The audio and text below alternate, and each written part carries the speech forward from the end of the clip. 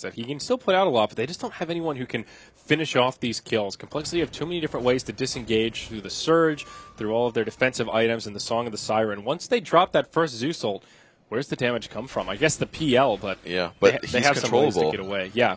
They have Vacuum, they have Naga Sleep, they have Lina Stun and Dragon Slide. Find the right one. Yeah. It's difficult. Blink Dagger now and Fly helps his split push even more. Lower chance that he dies, and he can dodge some spells too. And now that Klink's now that they have two defusals, really, Dazzle's life gets a lot more difficult. I feel like Klinks can start off these fights by just looking for the Dazzle, isolating him, and forcing him to either grave himself or just die. Either way, that's a victory for Complexity. Yeah, or Zfreak can just find the Dazzle and keep him segmented by either by netting him or just defusal blading him. If he's just limited on movement speed, he may not be in the grave position as well.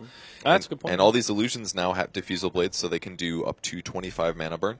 Not amazing for... Oh, they're going in. Here we go. Wall vacuum on two. Catchy Kimba dies before he can grave. Johnny will mech, but I don't think that's going to do too much to keep him alive. Certainly not. Swindle gets a crit and finishes him off in stunning fashion.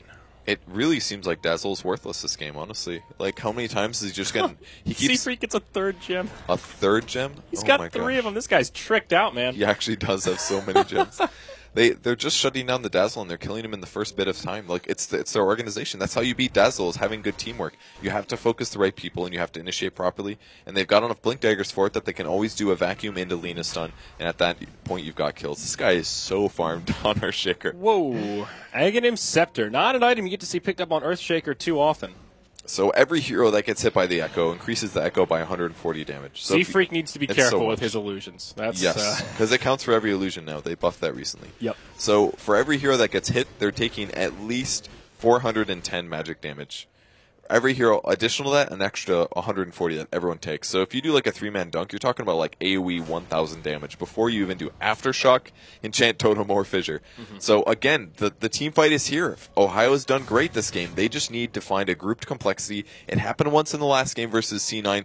Will it happen again? Because if so, Fnatic can turn things around and potentially win this game. That's true. Though for Fnatic, their positioning needs to be spot on as well. Double Battle Fury now for Swindle Melon, so if they're not spread apart properly, they could just get crippled by a big Daedalus crit in the team fight. So positioning, always important at this stage in the game, now 40 minutes plus, but I feel like in this matchup, it's particularly important. It's the make it or break it for both these teams. Yeah, I agree entirely.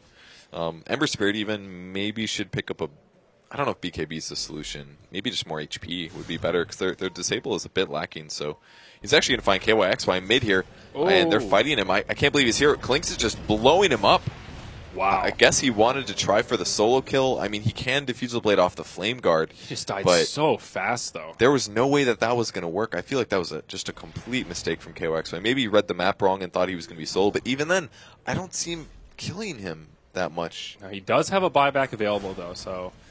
of course, that hurts, but they will have one more chance to make another hold. Refresher on Zeus. Big item there. He's got it now. Yeah, there it is. He had to buy all these other items, the Yules, the Ghost, the Blink, just to deal with the Klinks. Zeus is just not a good hero to have against the Klinks. Backdoor protection's been broken. Ziz goes in, pops the BKB. Ohio hops forward, but... Oh, he's used it already. Yeah, he hasn't used his ultimate yet. Ohio will be able to live through that initial bout of damage. Johnny just barely lives. Now they turn on to Ziz. Undying does end up falling. Ziz survives. Guardian Greaves are popped, as is the Song of the Siren.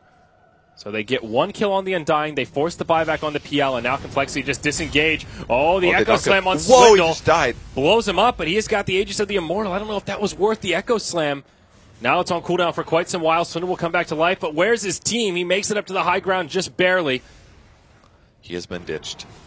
Okay. He actually died so fast there. I dare say he needs an armor item almost, because just the medallion alone drops his armor to like 5. Yeah. And then PL's hitting him for about 230 apiece. That only takes a couple hits and he dies.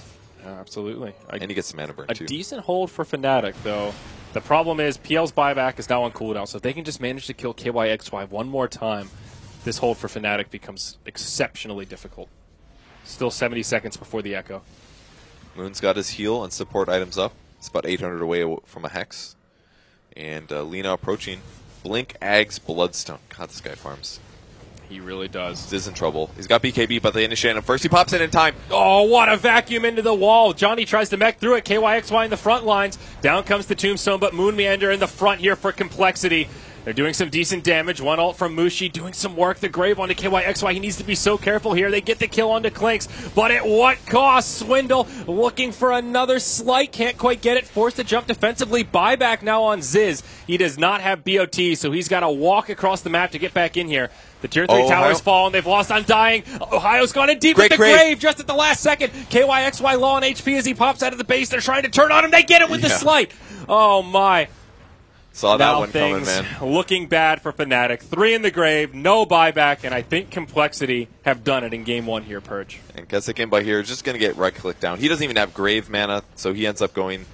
And Mushi is low as well, and they've done it. That's Mega Creeps. Almost nothing Fnatic can do to defend. They had such a good defense there. Kept weaving in and out, picking off the low HP heroes, but yeah, that seems to be it. They did surprisingly well with that last hold. If that PL had another buyback, maybe, just maybe, they could have held that off and extended the game a little bit longer. But it wasn't just that last fight. Complexity were in control for this entire game. You look at the gold graph, it ends with a 30k net worth lead, but there was never a point in this game when Fnatic was truly ahead. The mid-game, they were on even footing, but they never really pulled away with much momentum. I mean, they won those first couple early mid-fights when they had, like, Undying, Zeus, all of that advantage. But once they got to the part where their items were really integral, I feel like the item choices on Mushi just set them too far behind. Like, he got that. Did you ever feel like he did that much this game? Like, obviously he had a huge impact in the laning stage, got tons of kills, but he translated into a Midas, and he eventually got the Ags with the refresher. But just imagine if he had more HP, if he dodged a couple ganks from Clinks, got a fast Ghost Scepter, maybe and then because like Clinks' defusal was actually quite late. It was after the Desolator, it was after the BKB, then he got a defusal. If he just got a Ghost Scepter right after like some HP items, like a Bloodstone, then Clinks wouldn't have been able to pick that up, because then he would have just completely got blown up to Zeus. He had to get BKB. So Zeus should have been able to recognize that he would have had that item advantage. Maybe the Ghost doesn't save him versus Lina and Ember Spirit, and that's why he grabbed it, because he was worried about the Naga sleep setup. But I feel like Mushi's item build just really didn't give them what they needed this game, and because of it, they weren't relevant enough in the mid-game, and they started losing fights.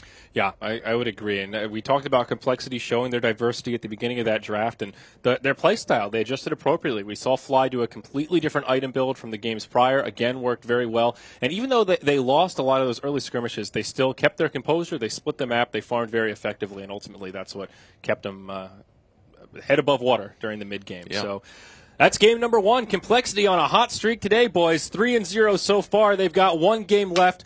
We'll see how they fare against Fnatic coming up next. I'm Zyori. He's Purge. Stick around, folks, because we've got game 2 around the corner.